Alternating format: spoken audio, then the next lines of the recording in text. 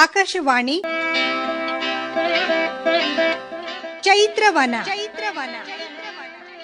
ಲಕ್ಷ್ಮೀಶನ ಜೈಮಿನಿ ಭಾರತದ ಸಮಗ್ರ ವಾಚನ ವ್ಯಾಖ್ಯಾನ ಕಾರ್ಯಕ್ರಮ. ಪ್ರಸ್ತುತಿ ಡಾಕ್ಟರ್ ಎಎಸ್ ಶಂಕರನಾರಾಯಣ. ಲಕ್ಷ್ಮೀಶನ ಜೈಮಿನಿ ಭಾರತದಲ್ಲಿ ಈಗ 4ನೆಯ ಸಂಧಿಯ ಪದ್ಯಗಳ ವಾಚನ ಶ್ರೀ ಎಚ್ ಎಲ್ ಶ್ರೀಕಂಠ ಅವರಿಂದ, ವ್ಯಾಖ್ಯಾನ ಶ್ರೀ ಎಚ್ ಎಸ್ ಗೋಪಾಲ್ ಅವರಿಂದ.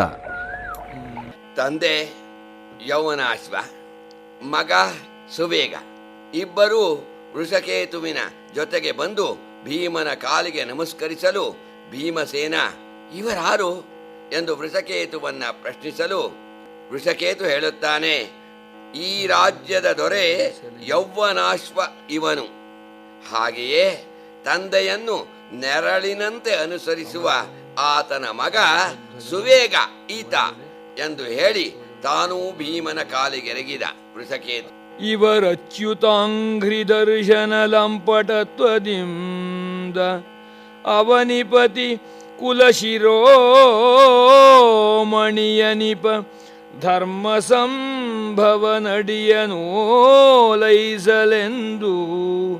ನಿನ್ನಂ ಕಾಣಲೋ ಸುಗಂ ಬಂದರೆಂದು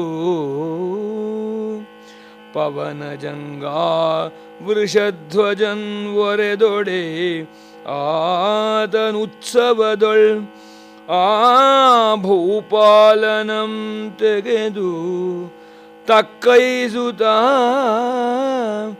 ಅವನ ತನುಜಾತನಂ ಬಿಗಿಯಪ್ಪಲು ಆ ನೃಪಂ ಬಕವೈರಿಗಿಂತೆಂದನು.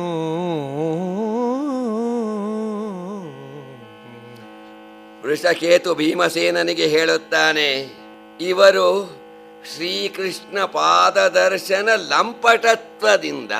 ನೋಡಿ, ಲಂಪಟ ಅನ್ನತಕ್ಕಂಥದ್ದು ಅತ್ಯಂತ ತುಚ್ಛ ಶಬ್ದ, ಹೀನ ಶಬ್ದ.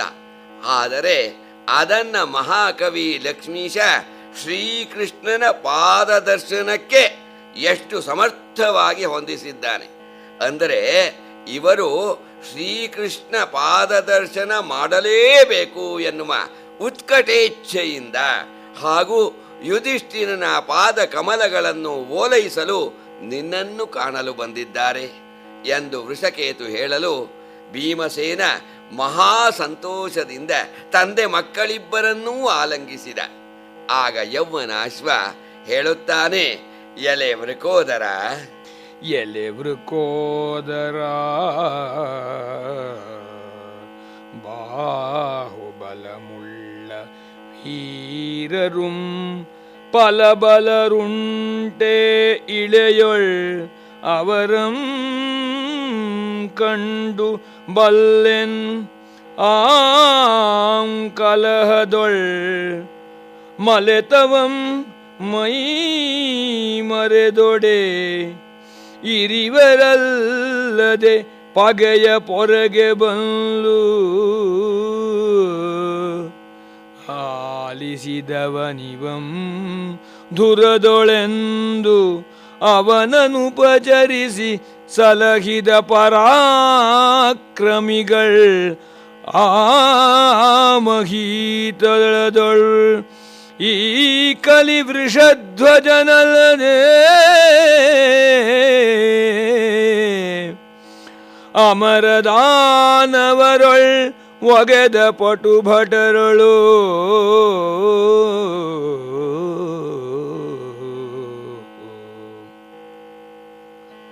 ಭೀಮ, ಈ ಲೋಕದಲ್ಲಿ ಮಹಾವೀರರಿದ್ದಾರೆ. ಯುದ್ಧದಲ್ಲಿ ಮೂರ್ಛಿತನಾದ ಶತ್ರುವನ್ನ ಅವರು ಕೊಲ್ಲುತ್ತಾರೆ. ಆದರೆ ಈ ವೀರ ವೃಷಕೇತು ಮೂರ್ಛಿತನಾದ ಶತ್ರುವಾದ ನನ್ನನ್ನು ಆಯಾಸಗೊಂಡಿದ್ದಾನೆ ಎಂದು ಕರುಣೆಯಿಂದ ಉಪಚರಿಸಿ ಕಾಪಾಡಿದ. ಇವನಂಥ ವೀರರು ದೇವತೆಗಳಲ್ಲಾಗಲಿ ದಾನವರಲ್ಲಾಗಲಿ ಯಾರಿದ್ದಾರೆ ಎಂದು ವೃಷಕೇತುವನ್ನ ಹೊಗಳಿ ಮತ್ತೆ ಹೇಳುತ್ತಾನೆ ಯೌವನಾಶ್ವ. ಅವನ ವಿನೋದ ಮಾತ್ರದೊಳ್ ಈ ಸಮಸ್ತ ಭುವನಾವಳಿಗಳಾಗಿ ಬಾಳ್ದಳಿವುವು. ಆ ವಿಭು ನಿಮ್ಮ ಸೇವೆಯಾಳ್ಗಡನು ಆನದೇ ಸರವನೆಂದು ಎನ್ನ ಮೇಲೆ ಸಾಹಸವನೆಸಗಿ ಈ ವಾಜಿಯಂ ಪಿಡಿದಿರಿ ಅಕಟ ತಪ್ಪಿದಿರಿ. ಲಕ್ಷ್ಮೀವರನ ಕಿಂಕರ್ಗೆ ಈಯದನೆ ತಾನೆನ್ನ ಜೀವಮಂ ಸಮರದಳ್ ಕಾದುಳುಬಿದಂ ಕರ್ಣತನಯನು ಅದನೆ ವೇಳ್ವೆನು.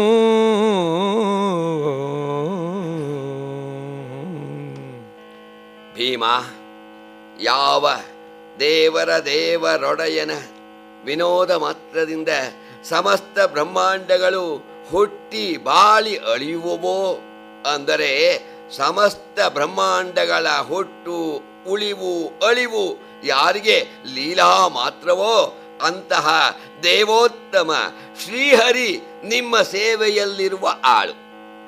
ಅಲ್ಲ ಭೀಮ, ನಾನು ಎಷ್ಟರವನು, ನನ್ನ ಮೇಲೆ ನುಗ್ಗಿ ಕುದುರೆಯನ್ನು ಹಿಡಿದಿರಿ. ನೀವು ಮಾಡಿದ್ದು ಸರಿಯಲ್ಲ, ಅದು ತಪ್ಪು.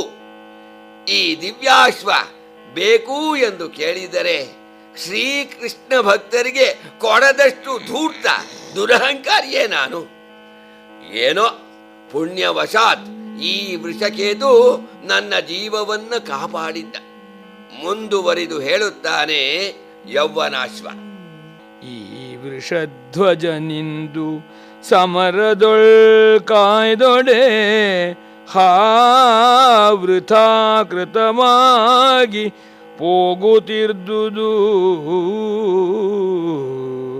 ಜನ್ನಂ ಆವೃತ ಸಮಸ್ತಯಾದವನಾಗಿ ನಿಮ್ಮೊಳಗೆ ನರಲೀಲೆಯಂ ನಟಿಸುವ ಶ್ರೀವೃತ್ತ ಕುಚ ಕುಂಕುಮಾಂಕಲಂ ಕಂಡಪೆನು ಎನಲು ವೃಕೋದರ ನೀವು ಮಾಡಿದುಪಕಾರಕ್ಕೆ ಅಬಲಾ ವೃಂದ ಸಹಿತ ಬಂದೆನು.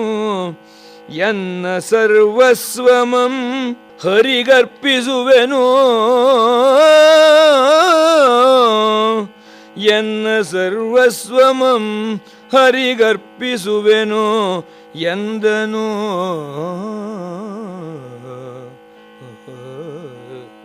ಭೀಮಸೇನ, ಈ ದಿನ ವೃಷಕೇತು ಯುದ್ಧದಲ್ಲಿ ನನ್ನನ್ನು ಕಾಯದಿದ್ದರೆ ನನ್ನ ಜೀವನವೇ ವ್ಯರ್ಥವಾಗಿ ಹೋಗುತ್ತಿತ್ತು. ನಿಮ್ಮ ಅನುಗ್ರಹದಿಂದ ಜಗನ್ನಾಟಕ ಸೂತ್ರಧಾರಿ ಕೃಷ್ಣನನ್ನ ನೋಡುತ್ತೇನೆ. ಆತನ ಪಾದ ದರ್ಶನ ನನಗೆ ಆಗುತ್ತದೆ. ಅಲ್ಲಿ ಆತನಿಗೆ ಸಾಷ್ಟಾಂಗ ಎರಗುತ್ತೇನೆ. ಇದು ನನ್ನ ಪರಮ ಸೌಭಾಗ್ಯ. ನಾನು, ನನ್ನ ಮಕ್ಕಳು, ನನ್ನ ರಾಣಿ ವಾಸದೊಂದಿಗೆ ಬಂದು ನನ್ನ ಸರ್ವಸ್ವವನ್ನು ಶ್ರೀಕೃಷ್ಣನ ಪಾದ ತಲಕ್ಕೆ ಅರ್ಪಿಸುತ್ತೇನೆ ಎಂದ ಯೌವನಾಶ್ವ. ಆಗ ಭೀಮಸೇನ, ಎಂದೊಡರ ಸಂಗೆ ಸೋದರರಾವು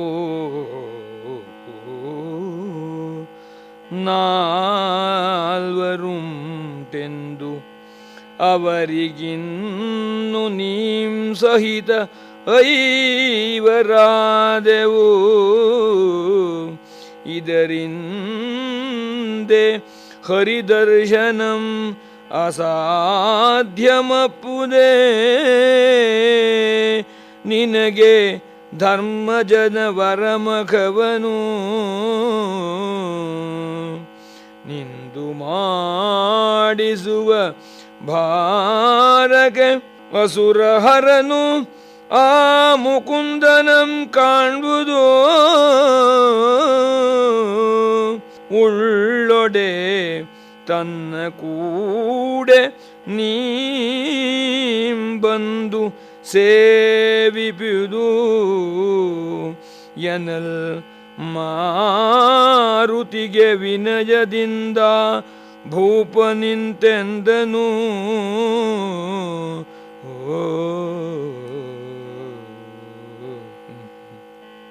ಆಗ ಭೀಮಸೇನ, ಚಿಂತಿಸಬೇಡ ಮಹಾರಾಜ, ಇದುವರೆಗೆ ನಮ್ಮಣ್ಣ ಧರ್ಮರಾಜನಿಗೆ ನಾವು 4 ಸಹೋದರರಿದ್ದೆವು.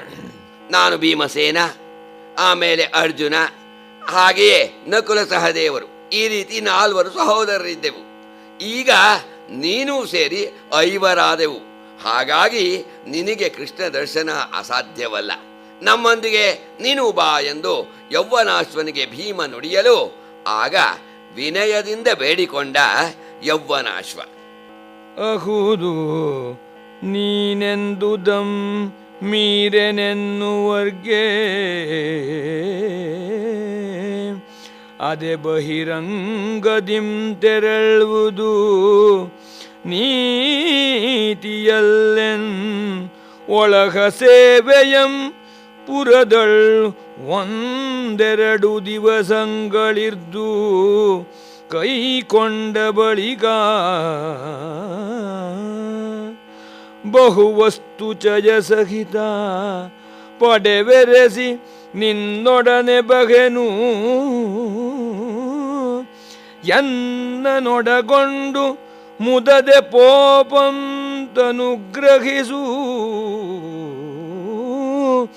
ಎಂದವಂ ಬೇಡಿಕೊಳ್ಳಲ್ ಒಪ್ಪಿದಂ ಕೀಚಕಾಂತಕಂ ಸಂತಸದೊಳು. ಭೀಮಸೇನ, ನೀನು ಹೇಳಿದುದನ್ನು ಮೀರುವುದಿಲ್ಲ. ಆದರೆ ನೀವು ನಮ್ಮೂರಿಗೆ ಬಾರದೆ ಹೊರಗಿನಿಂದ ಹಾಗೇ ಹೋಗುವುದು ನೀತಿ ಸಮ್ಮತವಲ್ಲ. ನೀವೆಲ್ಲರೂ ನಮ್ಮೂರಿಗೆ ಬಂದು 1-2 ದಿವಸ ಇದ್ದು ನಮ್ಮ ಆತಿಥ್ಯವನ್ನು ಸ್ವೀಕರಿಸಬೇಕು. ಆಮೇಲೆ ಸುವಸ್ತುಗಳೊಡನೆ ಸೈನ್ಯ ಸಮೇತ ನಾವು ಬರುತ್ತೇವೆ. ನೀವು ಇದಕ್ಕೆ ಒಪ್ಪಿ ಅನುಗ್ರಹಿಸಬೇಕು ಎಂದು ಬೇಡಿದ ಯೌವನಾಶ್ವ. ಭೀಮನು ಸಂತೋಷದಿಂದ ಒಪ್ಪಿದ. ಮುಂದೆ ತರಿಸಿಕೋಳ್ವಿಡಿದ ಹಯಮಂ ಸುವೇಗನ ವಶದೊಳಿರಿಸಿ ಬಳಿಕ ನಿಲಜಂ ಹೈಡಿಂಬಿ ಕರ್ಣಜರ್ವೆರಸಿ ಭದ್ರಾವತಿಗೆ ಬರಲು ಆ ನೃಪಂ ಪೊಳಲ ಸಿಂಗರಿಸಿ ಮೇಣಿವರನು ಅರಸಿಯರ ಗಡನದೊಳ್ ಇದಿರ್ಗೊಂಡು ಮನೆಯೊಳ್ ಆದರಿಸಿ ದಿವಸತ್ರಯಂ ತಡೆದೊಡನೆ ಮಂತ್ರಿಯಂ ಕರೆಸಿ ರಾಜ್ಯದ ಭಾರಮಂ ಪೊರಿಸಿ ಹಸ್ತಿನಾಪುರಕ್ಕೆ ಐದನಲುವಾದನು.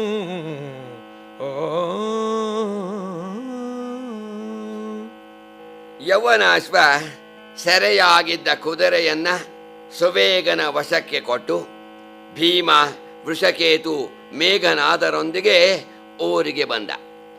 ಭದ್ರಾವತಿ ನಗರವು ತಳಿರು ತೋರಣಗಳಿಂದ, ಪುಷ್ಪಾಲಂಕಾರಗಳಿಂದ, ದೀಪಾಲಂಕಾರಗಳಿಂದ ಸಿಂಗರಿಸಲ್ಪಟ್ಟಿತು. 3 ದಿನ ಅವರನ್ನ ಇರಿಸಿಕೊಂಡು ಅವರನ್ನ ಸಂತೋಷಪಡಿಸಿ ರಾಜ್ಯವನ್ನ ಮಂತ್ರಿಗೆ ವಹಿಸಿ ಹಸ್ತಿನಾವತಿಗೆ ಹೊರಡಲು ಸಿದ್ಧನಾದ ಯೌವನಾಶ್ವ.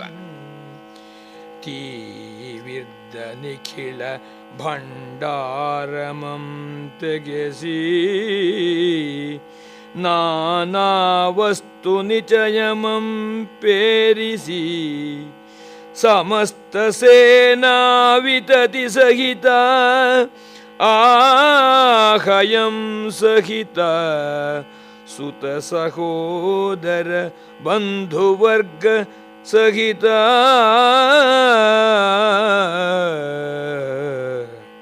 ಆವಸುಮತಿ ವಲ್ಲಭಂ ಪ್ರಭಾವತಿ ಎಂಬ ದೇವಿ ಸಹಿತ ಅಗಣಿತ ವಧೂ ಜಾಲ ಸಹಿತ ಭದ್ರಾವತಿಯ ಪುರಜನ ಸಹಿತ ಪೊರಮಟ್ಟನ್ ಒಲವಿಂ ಭೀಮಸೇನನೊಡನೆ.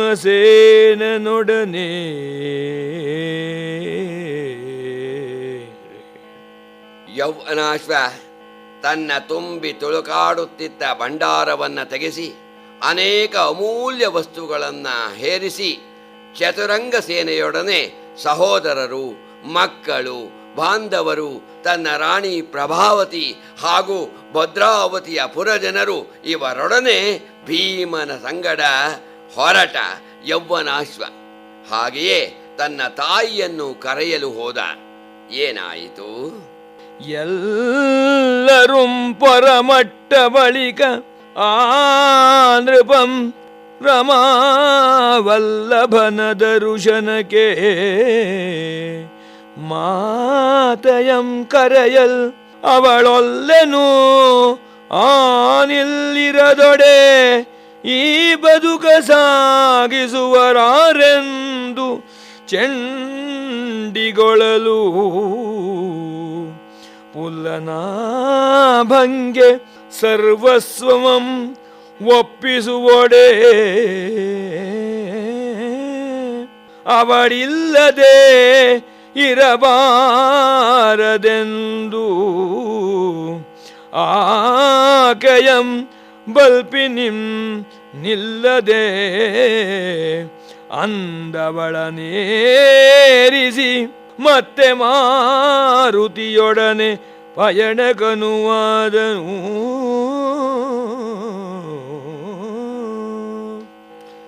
ಎಲ್ಲರನ್ನೂ ಹಸ್ತಿನಾವತಿಗೆ ಹೊರಡಿಸಿ ತನ್ನ ತಾಯಿಯನ್ನು ಶ್ರೀಕೃಷ್ಣ ದರ್ಶನಕ್ಕೆ ಬಾರೆಂದು ಕರೆದ ಯೌವನಾಶ್ವ. ಆದರೆ ಅವಳ ತಾಯಿ, ನಾನು ಇಲ್ಲದಿದ್ದರೆ ಇಲ್ಲಿನ ಕೆಲಸವನ್ನ ಮಾಡುವರಾರು, ನಾನು ಬರುವುದಿಲ್ಲ ಎಂದು ಹಠ ಹಿಡಿದಳು. ಸರ್ವಸ್ವವನ್ನು ಕೃಷ್ಣನಿಗೆ ಒಪ್ಪಿಸುವ ಸಂಕಲ್ಪ ಸತ್ಯವಾಗಬೇಕಾದರೆ ಇವಳು ಇಲ್ಲಿರಬಾರದು ಎಂದು ಬಲವಂತದಿಂದ ಅವಳನ್ನು ಪಲ್ಲಕ್ಕಿಗೆ ಹತ್ತಿಸಿ ಪ್ರಯಾಣಕ್ಕೆ ಅನುವಾದ ಯೌವನಾಶ್ವ. ಪಟ್ಟಣದೊಳಾರು ಮಿಲ್ಲೆನಿಸಿ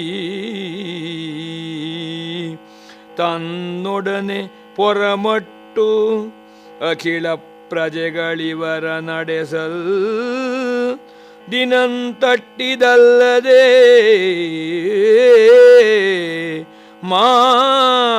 ಮಾಣದನ್ನೆಗಂ ಧರ್ಮಜಂಗಿ ರಾಜ್ಯ ಕಾರ್ಯದನುವಾ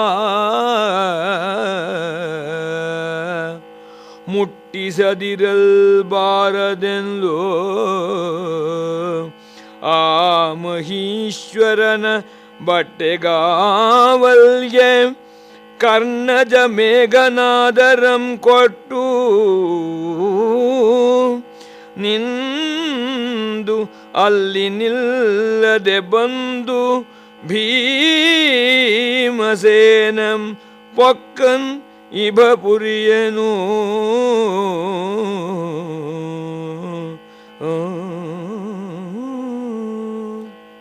ಪಟ್ಟಣದಲ್ಲಿರುವ ಎಲ್ಲರನ್ನೂ ಕರೆತರಲು ತಡವಾಗುತ್ತದೆ. ಅಲ್ಲಿಯವರೆಗೆ ಧರ್ಮಜನಿಗೆ ಸುದ್ದಿ ತಿಳಿಸದೆ ಇರಬಾರದು ಎಂದು ಆಲೋಚಿಸಿ ಭೀಮಸೇನ ವೃಷಕೇತು ಮೇಘನಾದರನ್ನ ಯೌವನಾಶ್ವನೊಡನೆ ಬಿಟ್ಟು ತಾನು ಹಸ್ತಿನಾವತಿಗೆ ಬಂದ. ಆ ಭೀಮಸೇನನ ಬರ, ಆತನ ಬರವು ಅದು ಹೇಗಿತ್ತು ಅದನ್ನ ನಮ್ಮ ಲಕ್ಷ್ಮೀಶ ಎಷ್ಟು ಸೊಗಸಾಗಿ ವರ್ಣಿಸುತ್ತಿದ್ದಾನೆ ಕೇಳಿ. ನುತ ವಸಂತಾಗಮವನೆಚ್ಚರಿಪ ಮಲಯ ಮಾರುತನುಪವನ ಸ್ಥಳಕ್ಕೆ ಸುಳಿವಂತೆ ಪವನಜಂ ಕ್ಷಿತಿಪನಾಸ್ಥಾನಮಂ ಪೊಕ್ಕು ಅರಸನಂ ಕಂಡು ಪಾದ ಪಲ್ಲವಗೆರಗಲು ಅತಿಶಯ ಪ್ರೀತಿಯಿಂ ತೆಗೆದು ಬಿಗಿಯಪ್ಪಿ ರವಿಸುತಜ ಹೈಡಿಂಬಿಗಳದೆಲ್ಲಿ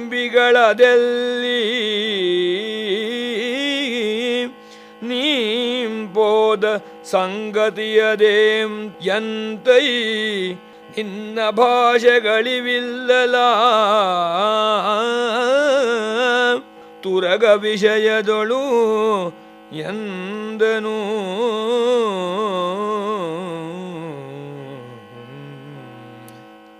ನವ ವಸಂತನ ಬರವನ್ನ ಮಲಯ ಮಾರುತವು ಬೀಸಿ ಉದ್ಯಾನವನಗಳಿಗೆ ತಿಳಿಸುವಂತೆ, ಅಂದರೆ ಆ ಸಮಯದಲ್ಲಿ ನವ ವಸಂತ ಬಂದಾಗ ಹೇಗೆ ಎಲ್ಲ ಉದ್ಯಾನವನಗಳು ಕೂಡ ಹೂವು ಚಿಗುರುಗಳಿಂದ ಕೂಡಿ ಶೋಭಾಯಮಾನವಾಗಿರುತ್ತದೋ, ಸಂತೋಷ ಉಂಟಾಗುತ್ತದೋ, ಅದೇ ರೀತಿಯಾಗಿ ಭೀಮಸೇನನು ರಾಜಾಸ್ಥಾನವನ್ನು ಹೊಕ್ಕು ಧರ್ಮರಾಜನಿಗೆ ನಮಸ್ಕರಿಸಿದ.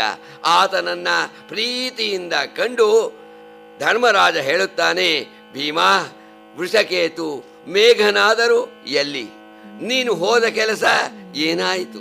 ಕುದುರೆಯನ್ನು ತರುವೆನೆಂದು ನುಡಿದ ಪ್ರತಿಜ್ಞೆಗೆ ಭಂಗವಿಲ್ಲ ತಾನೆ ಎಂದು ಕೇಳಿದ ಧರ್ಮರಾಜ. ಅದಕ್ಕೆ ಭೀಮಸೇನ ಹೇಳುತ್ತಾನೆ, ಎನಲ್ ಅವನಿಪತಿಗೆ ಭಿನ್ನಯಿಸಿದಂ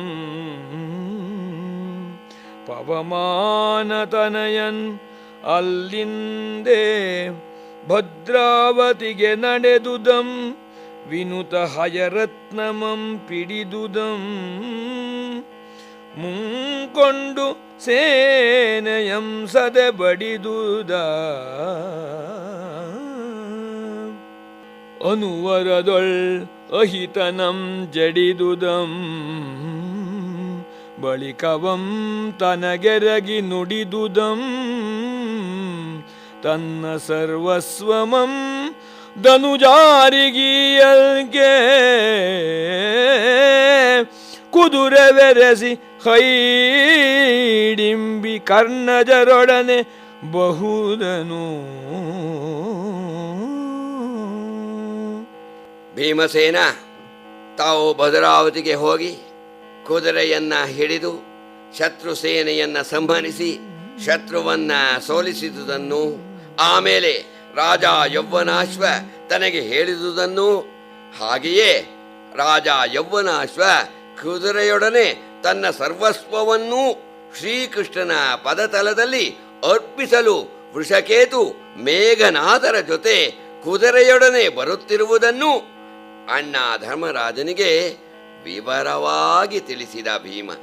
ಇದನ್ನು ಕೇಳಿ ಅತ್ಯಂತ ಹರ್ಷಿತನಾಗಿ ಧರ್ಮರಾಜ, ಕೇಳಿ ನೃಪನುತ್ಸವದೊಳು ಅನುಜನಂ ತಕ್ಕೈಸಿ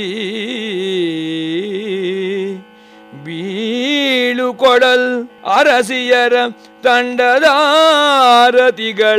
ಹೀವಾಳಿಗಳ ಸಡಗರದೊಳು ಅರಮನೆಗೆ ಬಂದು ಪಾಂಚಾಲಿಗೆ ಈ ಸಂಗತಿಯನು ಹೇಳಿ ಮುರಹರನ ಮಂದಿರಕ್ಕೆ ನಡೆತಂದು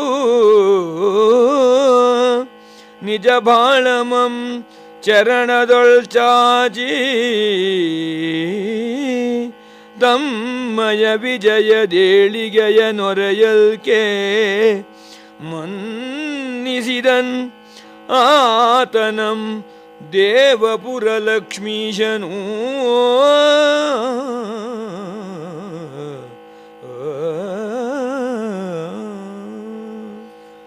ಧರ್ಮರಾಜ ಹರ್ಷಿತನಾಗಿ ಅತ್ಯುತ್ಸಾಹದಿಂದ ಭೀಮನನ್ನ ಅಪ್ಪಿಕೊಂಡ, ಆದರಿಸಿದ. ಆಮೇಲೆ ಭೀಮಸೇನ ದ್ರೌಪದಿಗೂ ಕೂಡ ಈ ಎಲ್ಲ ಸಂಗತಿಗಳನ್ನು ಕೂಡ ಹೇಳಿದ. ಆಮೇಲೆ ಕೃಷ್ಣನ ಮನೆಗೆ ಹೋಗಿ ಅವನಿಗೆ ನಮಸ್ಕರಿಸಿ ತಮ್ಮ ಗೆಲುವನ್ನ ಹಾಗೂ ಕೂಡ ರಾಜ ಯೌವನಾಶ್ವ ತನ್ನ ಸರ್ವಸ್ವವನ್ನೂ ಕೂಡ ಕೃಷ್ಣನ ಪದತಲದಲ್ಲಿ ಅರ್ಪಿಸಲು ಬರುತ್ತಿರುವ ವಿಷಯವೆಲ್ಲವನ್ನೂ ಕೂಡ ಭಿನ್ನಯಿಸಿದ. ಆಗ ಶ್ರೀಕೃಷ್ಣ ಭೀಮಸೇನನನ್ನ ಸತ್ಕರಿಸುತ್ತಾನೆ. ಭೀಮಸೇನ ಹೇಳುತ್ತಾನೆ, ಕೃಷ್ಣ, ನಿನ್ನ ದಯೆಯಿಂದ ಎಲ್ಲವೂ ಸುಖಾಂತವಾಯಿತು ಎಂದು ಮತ್ತೆ ಮತ್ತೆ ವಂದಿಸಿದ ಭೀಮಸೇನ.